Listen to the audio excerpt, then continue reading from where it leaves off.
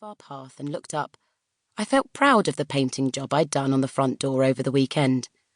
Now it was a bright, glossy red, with a shiny new silver knocker and letterbox, in which my dishevelled reflection came back at me. Either side of the front door were artificial potted buxus plants. It was a house that looked loved. I smoothed down my wayward long brown hair, making a mental note to check my bank account to see if I could afford to get my scraggy split ends trimmed soon, before putting my key in the lock. The front door seemed to be stuck on something, so I gave it a good shove and nearly fell over a suitcase that had been left in the hall. Then my eye caught sight of a bulging holdall on the other side of it.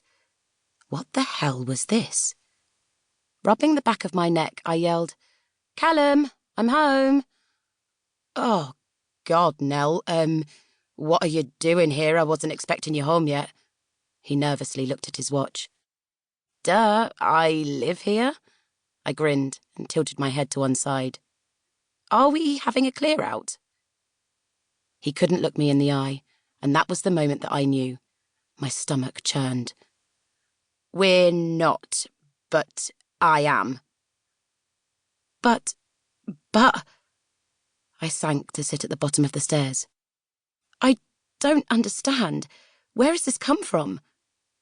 "I'm sorry, Nell, but I can't do this anymore. I'm leaving." And that was when my incredibly crappy day got even crappier. Chapter 2.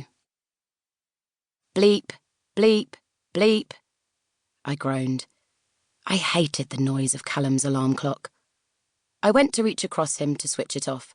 I opened my eyes slowly and expected to see Callum lying next to me. And then I remembered that yesterday was the day he'd left me, that it wasn't a dream. Excruciatingly, it hurt all over again. It was a physical ache. Surely it's your heart that should hurt, not your stomach or even your whole body. I lay on my back and stared at the purple beaded light fitting, trying to work out what had gone wrong. Yesterday, I had been excited, if a little stressed, fiancé who was getting married in fewer than 3 months. Today, I was single and had no idea what even the next 3 days held. And what about the future? God only knew about that.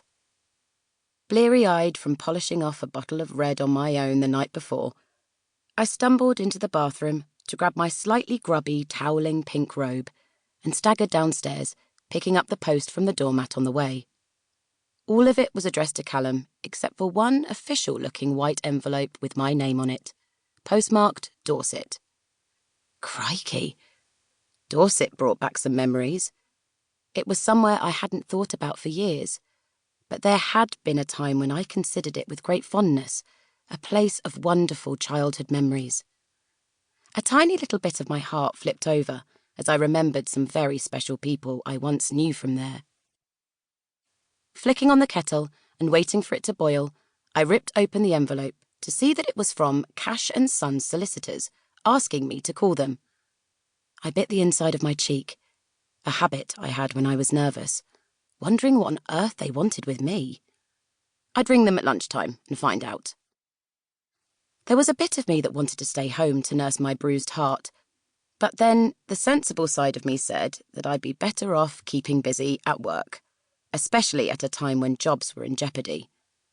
I didn't think a day off right now, despite the reason, would be particularly beneficial to me.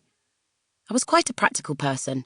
I'd had to be, with some of the things I had to deal with in my life, and decided today shouldn't be an exception. Peering in the bathroom mirror, I pulled the skin down from the tops of my cheeks and looked at my bloodshot eyes. They were in a state. Callum had always said that my eyes were hazel with flecks of gold, and that he loved gazing into them. The water cascaded over my weary body and scalded my skin as I stood under the shower for way longer than was necessary. A different kind of hurt felt good. I churned over everything in my mind, trying to work out how this had happened and how I hadn't seen it coming. What had I done wrong?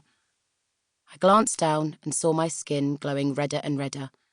I knew I couldn't hide in there forever, and eventually found my way out.